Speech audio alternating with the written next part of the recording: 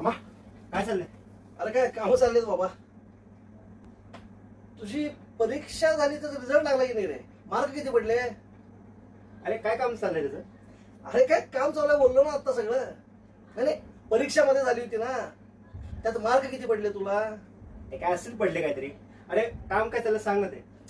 अरे काय फिरवा फिरवी उत्तर द्यायला लागलाय? तुला परीक्षेत मार्क किती पडले हे मी विचारतोय ना.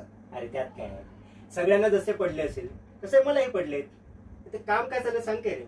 निशांत, तुला स्पष्ट आणि शेवटचं विचारतोय मी, परीक्षेत मार्क किती पडले? बर, आता तू स्पष्ट विचारतो आहेस तर मग स्पष्ट सांगतो तुला.